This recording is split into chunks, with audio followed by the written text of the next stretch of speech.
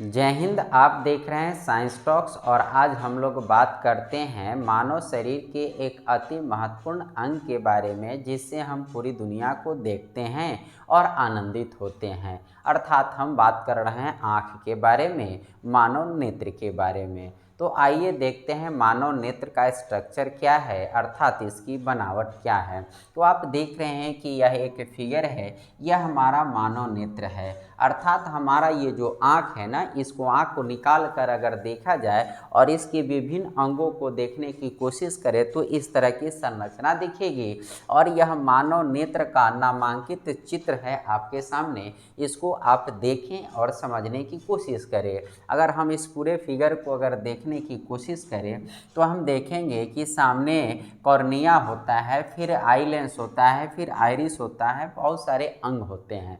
तो इस पार्ट को समझने से पहले हम लोग थोड़ा सा इस चीज़ को समझ लें कि मानव नेत्र को हम लोग परिभाषित किस प्रकार से करेंगे। आपसे अगर एग्ज़ाम में पूछा जाए कि मानव नेत्र क्या है, व्हाट इज़ एन ह्यूमन आई, तो आप बोल सकते हैं कि human I is a natural optical instruments, अर्थात यह एक प्रकार का प्राकृतिक प्रकाशीय यंत्र है। यानी मानव नेत्र जो है एक प्रकार का प्राकृतिक प्रकाशीय यंत्र है। जैसे हम कैमरा से ये क्लास को शूट कर रहे हैं तो ये कैमरा जो है प्रकाश से ही कार्य करता है, अर्थात अंधेरा में ये कार्य नहीं करेगा। अर्थात प्रकाश पर आधारित कोई भी उपकरण है जो प्रकाश की उपस्थिति में कार्य करते हैं उसको हम लोग ऑप्टिकल इंस्ट्रूमेंट से प्रकाशीय यंत्र कहते हैं। अगर हम लोग बात करें कि प्रकाशीय यंत्र कितने प्रकार के होते हैं तो ये दो प्रकार के हो जाते हैं, एक मानव निर्मित प्रकाशीय यंत्र और एक प्राकृतिक प्रकाशीय यंत्र। तो हम सजीवों की जो आँखें हैं वो प्राकृतिक प्रकाशीय यंत्र है, जबकि हम जिस कैमरे से ये शूट कर रहे हैं या आपका मोबाइल का कैमरा, यह जो है मानव निर्मित प्रकाशीय यंत्र है। तो हमारा आँख जो है क्या है, नेचुरल ऑप्टिकल इंस्ट्रूमेंट्स अर्थात प्राकृतिक प्रकाशीय यंत्र है। तो मानव नेत्र एक प्रकार का प्राकृतिक प्रकाशीय यंत्र है, इसको हम लोग देख लिए। अब अगर बात करें कि यह मानव नेत्र का क्या कार्य है, तो मानव नेत्र का अगर हम लोग बात करें कि क्या कार्य है तो यह देखेंगे कि इसका कार्य है मुख्य रूप से प्रतिबिंब बनाना। आप जो एक बार में बोल देते हैं कि मानव नेत्र हमको देखने में मदद करता है, तो ये मानव नेत्र देखने में मदद करता है, लेकिन ये कैसे करता है। एक्चुअली जिस वस्तु को हम देखते हैं उस वस्तु की प्रतिबिंब में रेटिना पर बनाता है। रेटिना यानी मानव नेत्र में एक पर्दा होता है जिस पर यह प्रतिबिंब को बनाता है, प्रतिबिंब अर्थात इमेज को बनाता है। और यह प्रतिबिंब कैसा होता है, तो वास्तविक और उल्टा होता है। अर्थात हमारे मानव नेत्र के रेटिना पर बनने वाले प्रतिबिंब जो होते हैं वह उल्टा होते हैं और वास्तविक होते हैं। अब आप सर्च कीजिएगा कि मैं तो आपको सीधा दिख रहा हूँ या आप मुझे सीधा दिखते हैं, सारी वस्तुएं सीधा दिखती है, फिर आप उल्टा कैसे बोल रहे हैं। तो आपको यह पता होना चाहिए कि हमारा रेटिना पर बना प्रतिबिंब जो होता है वह वास्तविक और उल्टा होता है और उसे मस्तिष्क जो है यानी हमारा ब्रेन जो है सीधा करके देखता है। तो यह ध्यान रखेंगे कि एग्ज़ाम में हम लोग यह गलती कर देते हैं कि किसी भी कम्पिटिटिव एग्ज़ाम या अथवा मैट्रिक इंटर के बोर्ड एग्ज़ाम में यह पूछ दिया जाता है कि मानव नेत्र के रेटिना पर बना प्रतिबिंब कैसा होता है, वास्तविक उल्टा, काल्पनिक सीधा। तो हम लोग धड़ल्ले से सीधा वाला मार देते हैं क्योंकि हमको सीधा दिखाई देती है। तो यह ध्यान रखेंगे कि यह गलत है, यह सीधा नहीं दिखाई देता है। तो फिर हम सीधा कैसे देखते हैं, यह हमारा ब्रेन जो है ना, मस्तिष्क जो है ना, यह सीधा करके देखने का कार्य करता है। अर्थात हमारा रेटिना पर जो प्रतिबिंब बनता है वह वास्तविक और उल्टा होता है। और वास्तविक प्रतिबिंब को आप जानते हैं कि पर्दे पर प्राप्त किया जाता है। पर्दा कहने का मतलब किसी सतह पर प्राप्त किया जाएगा, ऐसे हवा में वो नहीं बन सकती है। तो हमारे मानव नेत्र में भी अंतिम में यहाँ पर एक पर्दा होता है, सतह होती है, स्क्रीन होती है, जो आप यहाँ रेड कलर से देख रहे हैं, इसी को हम लोग रेटिना कहते हैं। और रेटिना ही हमारा पर्दा है। इस रेटिना पर अर्थात इस पर्दे पर किसी भी वस्तु का प्रतिबिंब वास्तविक और उल्टा बनता है और इस बने प्रतिबिंब की सूचना यहाँ पर इलेक्ट्रिक सिग्नल के रूप में ऑप्टिक नर्व्स होते हैं, दृक तंत्रिकाएं लगी रहती है, यह ब्रेन को देता है और ब्रेन इसे सीधा करके अर्थात दिमाग इसे सीधा करके देखता है। तो आपने ये देखा कि यह प्रतिबिंब बनाना इसका काम है। अब अगर इसके सिद्धांत की बात माने कि यह मानव नेत्र किस सिद्धांत पर कार्य करता है, प्रकाश के किस सिद्धांत पर कार्य करता है, क्योंकि तो देखेंगे क्या कि प्रकाश की किरणें आती है और मानव नेत्र में एक लेंस होता है, लेंस से निकल कर रेटिना पर प्रतिबिंब बनाती है। तो लेंस से प्रकाश दूसरे तरफ गुजरती है, तो इसको हम लोग प्रकाश का परावर्तन या अथवा अपवर्तन क्या कहेंगे, अपवर्तन कहेंगे। रिफ्रैक्शन ऑफ लाइट अर्थात प्रकाश का अपवर्तन कहेंगे।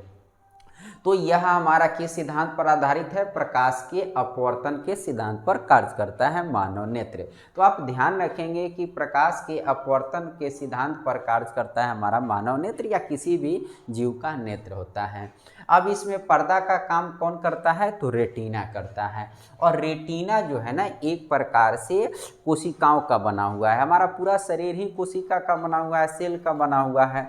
तो ये कोशिका जो होती है ना, ये रेटिना जो है, इस रेटिना को अगर बड़ा करके अगर देखने की कोशिश करें तो इस तरह से आप देख सकते हैं उसकी रचना होती है, ठीक है ना, इस तरह से रचना होती है, आप इस तरह से आप उसको देख सकते हैं। अब ये जो आप देख रहे हैं ना, ये आप यहाँ पर ये देख रहे हैं, ये आपका शंकु है, ठीक है ना, ये शंकु की जैसी आकार की कोशिकाएं हैं, ठीक है ना, ये शंकु की आकार की कोशिकाएं हैं, ठीक है ना, ये शंकु की आकार की कोशिकाएं हैं। और इसके बीच में आप देख रहे हैं ये क्षरनुमा आकृति है। तो ये क्षरनुमा आकृति और फिर शंकुनुमा आकृति से मिलकर इसी तरह के जाल से एक पर्दा बना हुआ होता है। तो इसमें दो रेटिना का निर्माण दो संवेदी सेलों से होती है, दो संवेदी कोशिकाओं से होती है, जिसका नाम है क्या, क्षर तथा शंकु। ये आप ध्यान रखेंगे। तो रेटिना में सर और शंकु नामक दो संवेदी कोशिकाएं होती है। अब यहाँ पर पूछेंगे कि क्षर का क्या काम है, तो क्षर का काम है प्रकाश की तीव्रता को नियंत्रित करना, इंटेंसिटी ऑफ लाइट को। आप देखते हैं क्या कि आप अंधेरे में हैं और अचानक लाइट आ गई तो आपका आंख चौंधी आ जाता है, ज़्यादा लाइट में आपका आंख जो है प्रकाश को एडजस्ट नहीं कर पाता है। तो ये इंटेंसिटी जो लाइट की है कम या ज़्यादा, इसको नियंत्रित करने का कार्य हमारा ये जो करता है वो क्या करता है, ये क्षर करता है। अब फिर पूछेंगे कि ये शंकु का क्या कार्य है, तो शंकु जो होता है प्रकाश की रंग अर्थात वस्तु की रंग को देखने में मदद करता है, जो हम रंग बिरंगा संसार देखते हैं। तो रंग देखने के लिए, रंग के लिए उत्तरदायी हमारा शंकु है, और क्षर किसके लिए है, इंटेंसिटी ऑफ लाइट, प्रकाश की तीव्रता को नियंत्रित करने के लिए है। तो हम मानव नेत्र से जुड़ी हुई कुछ बेसिक बातें कर लिए। तो अब मानव नेत्र से जुड़ी हुई बेसिक बात करने के बाद आते हैं कि इसके बनावट के बारे में हम लोग देखते हैं। मानव नेत्र का आकार अगर आपसे पूछे कि आकार किस प्रकार का होता है, तो आकार आप बोलेंगे कि गोलाकार होता है। तो मानव नेत्र का आकार किस प्रकार का होता है, गोलाकार होता है, ठीक है ना। तो आप ध्यान रखेंगे कि मानव नेत्र का आकार गोलाकार होता है। अब ये मानव नेत्र जो है ये हमारा स्कल है, खोपड़ी है, इसके आगे ये जो दो गड्ढे है, इस गड्ढे में दो हमारा ये आँख है, फिट है, यानी इस दो गड्ढे में, खोपड़ी के दो गड्ढों में हमारा दो आँख फिट है और इसका आकार लगभग गोलाकार होता है। अब अगर बात करते हैं कि इसके एक एक पार्ट करके, तो आप देखने में आप देखते हैं कि सामने से वो आपको जो दिखाई देती है तो बीच में एक गोला स्पॉट डार्क कलर का दिखाई देती है और उसके अंदर भी छोटा सा डार्क स्पॉट दिखाई देती है। तो ये डार्क कलर का, गहरे कलर का जो काले टाइप का आपका जो दिखाई देता है, भूरे टाइप का जो सामने गोलाकार, तो वह एक पार्ट आपको दिखाई दिया, उसी पार्ट का नाम है कॉर्निया। तो आपके गोला सामने, जब भी आप आँख के सामने खड़े होते हैं तो आँख के सामने से गोलाकार गहरे भूरे कलर जो दिखाई देते हैं भाग, वह भाग होता है हमारा कॉर्निया और यह पारदर्शी होता है और इसी से प्रकाश की किरणें अंदर पहुंचती है, ठीक है ना। तो आपने यहाँ पर देखा क्या कि ये मानव नेत्र है पूरा गोलाकार और यहाँ से आप यहाँ देख रहे हैं कि ये उभड़ा हुआ भाग है, ठीक है ना, ये उभड़ा हुआ भाग है। इसी उभरे हुए भाग को हमने यहाँ पर लिखा है, क्या लिखा है, कॉर्निया लिखा है। तो इसको हम लोग क्या कहते हैं, कॉर्निया कहते हैं।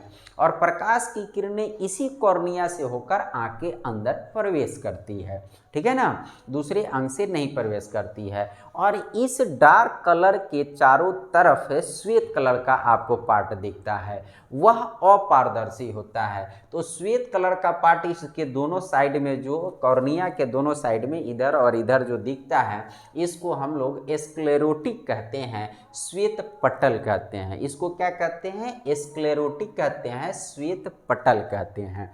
और यह श्वेत पटल जो होता है अपारदर्शी होता है, ठीक है ना, ये कैसा होता है, अपारदर्शी। और कॉर्निया कैसा होता है, पारदर्शी होता है। तो हमारी आँख में प्रकाश की किरणें कॉर्निया से होकर अंदर प्रवेश करती है और क्या करती है, ये अपारदर्शी जो है श्वेत पटल, उससे होकर नहीं करती है।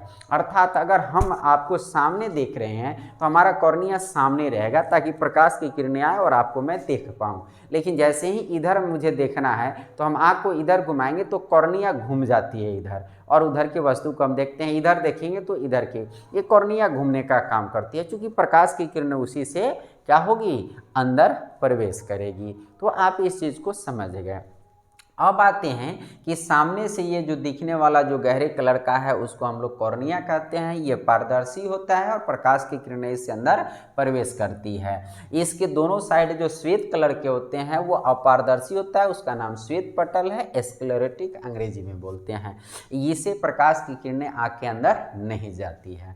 अब ये दो पार्ट देखने के बाद अगर हम लोग देखेंगे तो ये आँख के अंदर जाएंगे तो इधर से आपको एक जो इस तरह की आकृति दिख रही है और फिर एक इधर से आकृति दिख रही है। तो ये जो अंगूठा की आकार की दोनों तरफ से जो दिख रही है यह कहलाता है आइरिस। इसको हिंदी में बोलते हैं परितारिका। यह है हमारा आइरिस है। और इस आइरिस का क्या काम होता है, ये प्रकाश की मात्रा को नियंत्रित करता है। कितना प्रकाश आँख के अंदर जाएगा और कितना नहीं जाएगा, इसको नियंत्रित करने का काम ये आइरिस करता है। कैसे करता है जरा गौर से देखिएगा। यहाँ पर ये रेड कलर से जो ये गोला बनाए हैं ना, इस छिद्र को हम लोग कहते हैं पुतली, पुपिल कहते हैं। ये छिद्र को क्या कहते हैं, पुतली या पुपिल कहते हैं अंग्रेजी में। और ये जो इसके इधर आइरिस है और इसके इधर आइरिस है, और इसी छिद्र से होकर प्रकाश की किरणें अंदर प्रवेश करती है लेंस पर।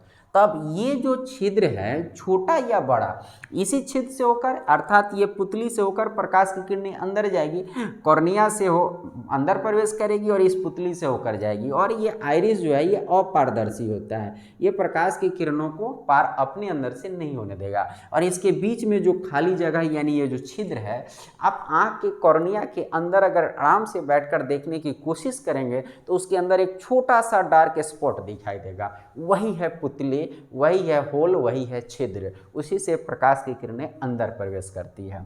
अब अगर ये छिद्र छोटा रहेगा तो थोड़ा सा प्रकाश की किरणें प्रवेश करेगी, और अगर यह छिद्र बड़ा रहेगा तो बहुत ज़्यादा प्रकाश की किरणें अंदर प्रवेश करेगी। तो अब हमको अगर मान लीजिए कि क्या होता है कि हम उजाले वाले जगह पर अर्थात ऐसा जगह पर बैठे हैं जहाँ बहुत प्रकाश है, तो क्या करेगा कि ये आइरिस ऊपर से फैल जाएगा और नीचे से फैल के और इसको क्या कर देगा, छोटा बना देगा। तो थोड़ा सा प्रकाश अंदर से जाएगा, क्योंकि जब प्रकाश वाले जगह पर है तो प्रकाश की मात्रा अधिक है और बहुत आँख पर चला जाएगा तो उसकी इंटेंसिटी को हमारा आँख नहीं रोक पाएगा, तीव्रता को, तो आँख चौंधिया जाएगा, तो उसको कम कर देती है।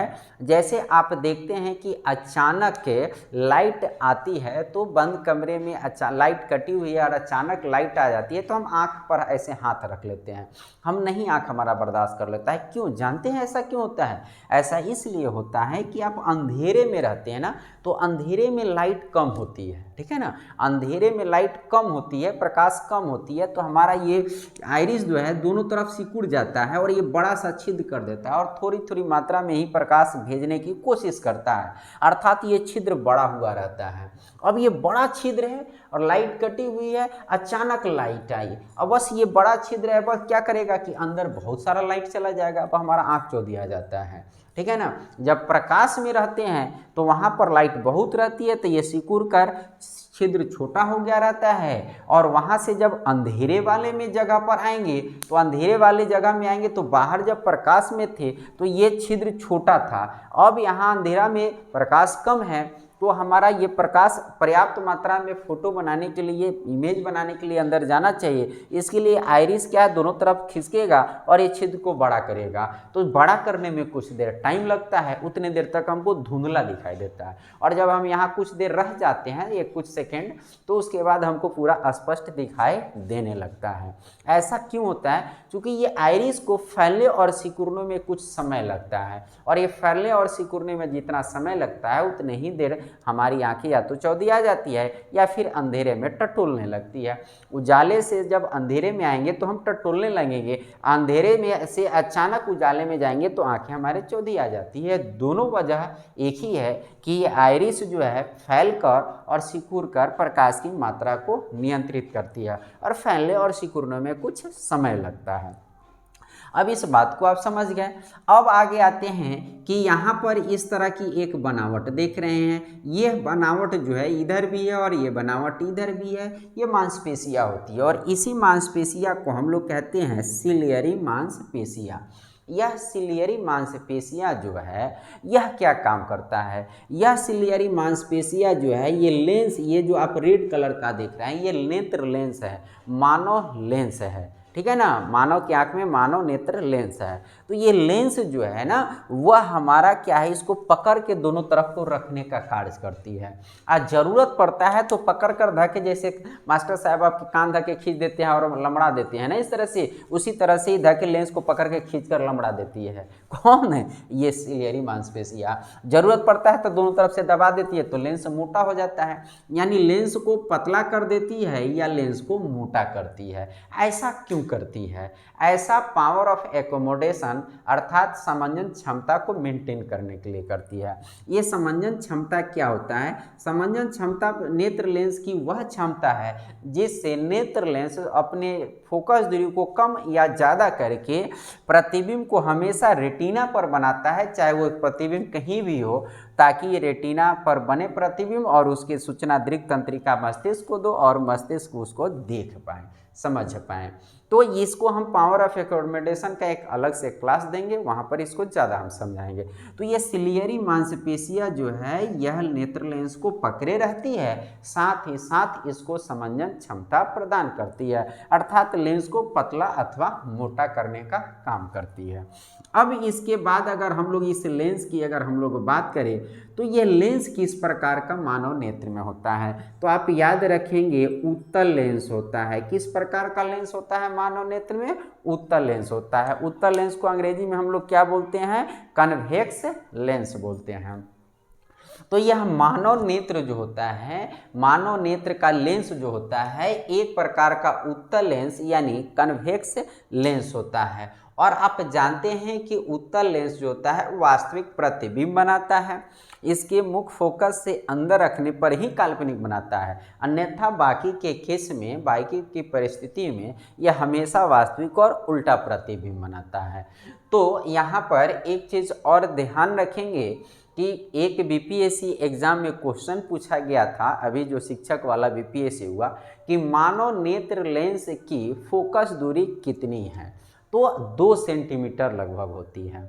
मानव नेत्र लेंस की फोकस दूरी कितनी होती है? लगभग 2 सेंटीमीटर होती है। अब इसको इस से 25 सेंटीमीटर से मत जोड़िएगा, वो स्पष्ट दर्शन की न्यूनतम दूरी होती है वो 25 सेंटीमीटर होती है। इसको हम अलग से क्लास लेकर समझाएंगे। पहले आप इस चित्र को समझिए और इसके अंगों के कार्यों को समझिए।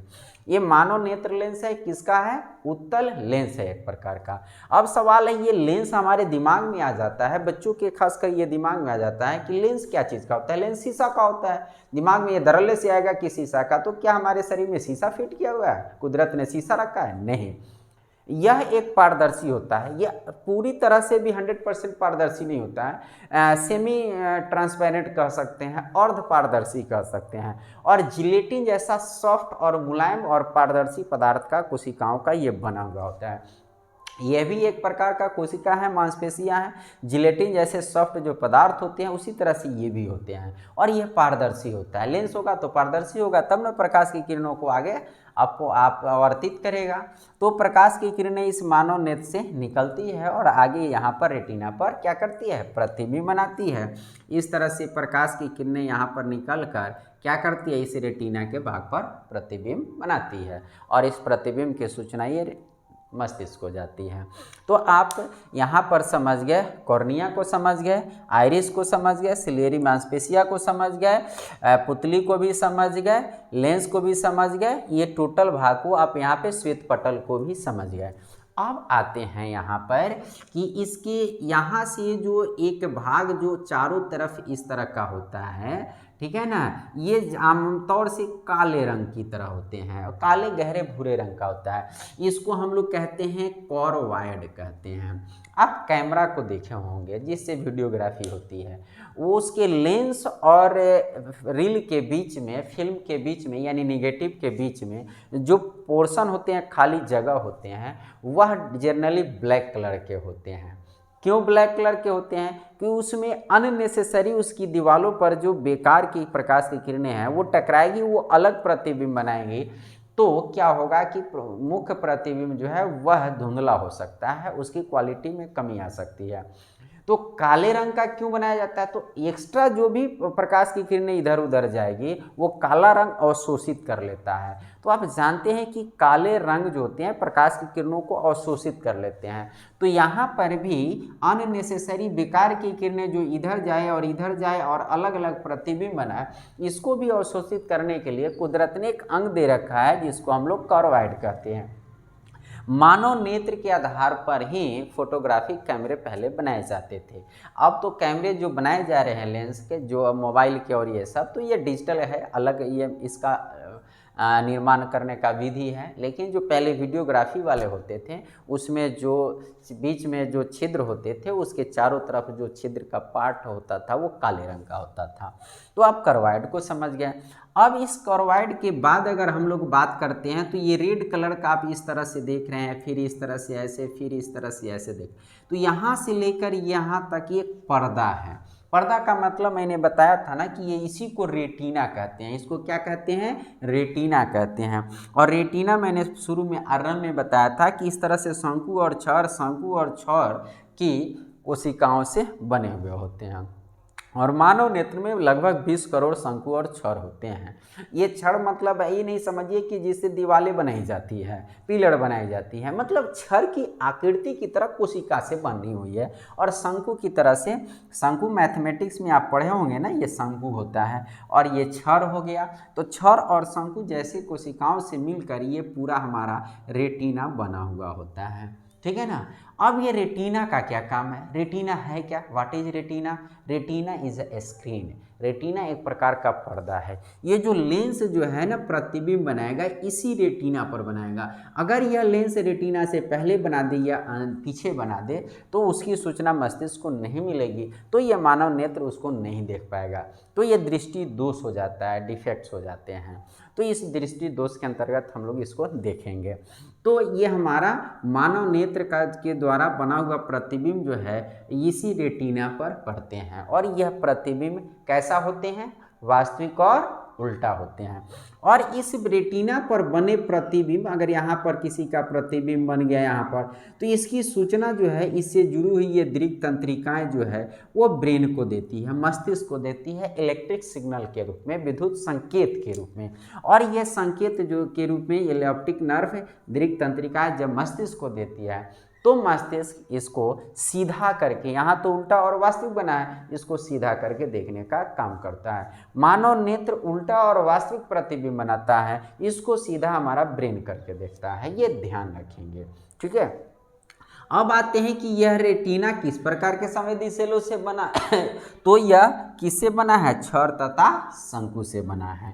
क्षर का क्या काम है? क्षर का काम है प्रकाश की तीव्रता को नियंत्रित करना, जिसको मैंने डिटेल में आपको बता चुका हूँ। प्रकाश का रंग के लिए कौन जिम्मेदार है? शंकु है। आप उल्लू को जानते हैं कि वो दिन में नहीं निकलता है, रात्रि में निकलता है। ऐसा क्यों जानते हैं? यही क्षर और शंकु की अंतर होते हैं मानव नेत्र की तुलना में। उस पर मैं इस पर भी एक अलग से क्लास आपको दूंगा। अब यहाँ पर आते हैं कि यहाँ पर एक गड्ढा, यहाँ पर मैंने दिखाया ये गड्ढा है, ये गड्ढा है। आँख के सामने एकदम प्रकाश एक गड्ढा जो पाया जाता है, इसको पीत बिंदु बोलते हैं, येलो स्पॉट बोलते हैं। पीले कलर का ये दिख रहा होता है, इसलिए इसका नाम है येलो स्पॉट फोबिया। यहीं पर ये जो क्षर और शंकु की तीव्रता ज़्यादा होती है। और यहाँ पर शंकु के क्षर की तीव्रता ज़्यादा होती है और शंकु की कम होती है, यानी यहाँ पर क्षर अधिक मात्रा में होती है। और ये पीत बिंदु का दूसरा नाम जो है वो फोबिया है। ठीक है, इसको अंग्रेजी में क्या बोलते हैं? फोबिया, येलो स्पॉट, और हिंदी में बोलते हैं पीत बिंदु। अर्थात मानव नेत्र ये रेटिना का सामने से जो एक स्पॉट है जो क्या है, गहरा है, तो उसी को नुकीला है, उसी को हम लोग येलो स्पॉट पीत बिंदु बोलते हैं। अब अगर हम लोग बात करें कि यहाँ पर भी एक गहरा है, तो यहाँ पर प्रकाश की किरणें बहुत कम पहुँच पाती है, इसलिए इसको आप ऐसे याद रख सकते हैं, अंध बिंदु मतलब अंधेरा है। ठीक है ना, इसको हम लोग कहते हैं, यहाँ की जगह को, ये जो नुकीले पार्ट मैंने बनाए हैं, ये जो डार्क स्पॉट है एक जगह है, इसको हम लोग बोलते हैं ब्लाइंड स्पॉट, अर्थात अंध बिंदु बोलते हैं। ठीक है ना, तो आप इस पूरे पार्ट को समझ गए। अब यहाँ से जो आप देख रहे हैं ना, इस तरह से, इस तरह की इस आकृति को हम लोग कह सकते हैं कि यह आकृति जो है वह क्या आकृति है, कैसी आकृति है? यह आकृति जो है आपका, यह जो संरचना है, इसको हम लोग बोलेंगे ऑप्टिक नर्व से दृक तंत्रिका है। और यही संरचना, यही अंग हमारा बने प्रतिबिंब की सूचना ब्रेन को देता है और ब्रेन सीधा करके देखने का कार्य करता है। तो मैं यह उम्मीद करता हूँ कि आप मानव नेत्र की स्ट्रक्चर को आप अच्छा से समझे होंगे, और इसके अंग को हम लोग 1 बाय 1 एक बार समरी के तौर पे फिर से देख लेते हैं कि इसका अंग कौन कौन से होता है। अगर इसके अंग को देखने की बात करें, अगर हम सीरियल से बना ले तो हमें 2 तरह से देख लेते हैं। सबसे पहले देख लेते हैं इसमें मानव नेत्र से जुड़ी हुई बातों को एक बार समरी के तौर पे, और फिर अंगों को देख लेते हैं। मानव नेत्र एक प्रकार का प्राकृतिक प्रकाशीय यंत्र है। ठीक है, इसका काम है प्रतिबिंब को बनाना। यह प्रतिबिंब वास्तविक और उल्टा बनाता है, इसे सीधा करके ब्रेन देखता है। यह किस सिद्धांत पर कार्य करता है? तो प्रकाश के अपवर्तन के सिद्धांत पर कार्य करता है। मानव नेत्र में कहाँ पर प्रतिबिंब बनता है? तो रेटिना पर बनता है। रेटिना किन 2 संवेदी सेलों से बने हैं? क्षर और शंकु से। क्षर और शंकु का क्या काम है? तो क्षर का काम है प्रकाश की तीव्रता को नियंत्रित करना, इंटेंसिटी ऑफ लाइट को। शंकु का क्या काम है? प्रकाश के रंग के लिए जिम्मेदार है वो। अब अगर हम लोग यह बात करें कि अगर इसके अंगों की अगर बात करें, तो यह अंग जो है सामने से आपको जो दिखता है डार्क कलर का, गोला कलर का, यह कॉर्निया कहलाता है। यह पारदर्शी होता है, इससे प्रकाश की किरणें अंदर आँख के अंदर प्रवेश करती है। इसके चारों तरफ, खास करके दोनों साइड में जो श्वेत कलर का है उसको श्वेत पटल स्क्लेरोटिक कहते हैं, और यह अपारदर्शी होता है, इससे प्रकाश की किरणें अंदर प्रवेश नहीं करती है। अब इसके बाद अगर हम लोग बात करें कि इस कॉर्निया के अंदर ठीक पीछे जो छिद्र होता है उसको पुतली कहते हैं। यह छोटा या बड़ा कैसे होता है? आइरिस के फैलने अथवा सिकुड़ने से। यहाँ पर ये जो आप अंगूठे की आकृति के ऊपर नीचे देख रहे हैं, यह हमारा आइरिस है, परितारिका है। यह क्या करता है? प्रकाश की मात्रा को नियंत्रित करता है।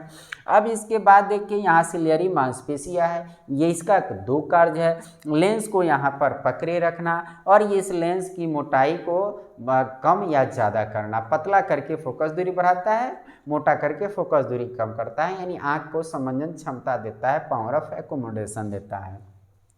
इसके बाद अगर हम लोग बात करें कि ये लेंस का क्या काम है, तो लेंस मानव नेत्र पर का क्या करता है, प्रतिबिंब को बनाने का कार्य करता है। ये रेटिना का क्या काम है, प्रतिबिंब को इसी रेटिना पर बनती है। इस रेटिना में छर है वो तीव्रता को प्रकाश की कंट्रोल करता है, शंकु है वो रंग को देखने में मदद करता है। इस रेटिना के यहाँ पर सामने नेत्र लेंस के जो गहरे पॉइंट होते हैं उसको येलो स्पॉट पीत बिंदु कहते हैं, फोबिया कहते हैं। यहाँ पर दृक तंत्रिका की तरह पर यहाँ एक खाई होती है उसको हम लोग ब्लाइंड स्पॉट अंध बिंदु कहते हैं। यहाँ पर जो ये संरचना दिखाई दे रही है जो मस्तिष्क तक जाती है उसको ऑप्टिक नर्व से दृक तंत्रिकाएं कहते हैं। चारों तरफ से डार्क गहरे काले कलर का एक संरचना होती है उसको हम लोग कॉर्वाइड कहते हैं। ये अनावश्यक प्रकाश की किरणों को अवशोषित करने का काम करता है। ये हमारा पूरा का पूरा पाठ हुआ। अब आते हैं दो और बात रह गए हैं उसको हम लोग देख लेते हैं। कच्छाव द्रव्य वाइटियस ह्यूमर और नेत्रोद अथवा जलीय द्रव्य एक्वस ह्यूमर, ये दो क्या है। अब यहाँ पर देख रहे हैं कि यहाँ पर ये खाली जगह है, यहाँ खाली जगह है, ये खाली जगह है, तो कॉर्निया और नेत्र लेंस के बीच में यहाँ जो खाली जगहें हैं, जहाँ भी इधर खाली जगह है यहाँ पर एक द्रव भरा हुआ रहता है, एक लिक्विड भरा रहता है, उसी को हम लोग एक्वस ह्यूमर कहते हैं, जलीय द्रव अर्थात नेत्रोद कहते हैं, ठीक है ना। और ये बीच में जो खाली आप जगह देख रहे हैं इस जगह में जो एक लिक्विड भरा हुआ रहता है उसको हम लोग वाइट्रियस ह्यूमर अर्थात कच्छाव द्रव कहते हैं, ठीक है ना। आप नेत्र लेंस और रेटिना के बीच में खाली जगह में भरे जल द्रव को हम लोग कच्छाव द्रव वाइट्रियस ह्यूमर कहते हैं। नेत्र लेंस और कॉर्निया के बीच में खाली जगह है उस पर भरे हुए जल को हम या द्रव को हम लोग कहते हैं जलीय द्रव अथवा नेत्रोद, जिसको हम लोग अंग्रेजी में एक्वस ह्यूमर कहते हैं। तो मैं समझता हूँ कि आप पूरी बातों को आप अच्छा से मानव नेत्र के समझ चुके होंगे और इससे आप बीपीएससी का एग्ज़ाम दे सकते हैं या किसी भी प्रतियोगी परीक्षा में इससे क्वेश्चन आते हैं और साथ ही साथ आपके मैट्रिक और इंटर के बोर्ड एग्ज़ाम के लिए भी काफ़ी महत्वपूर्ण है।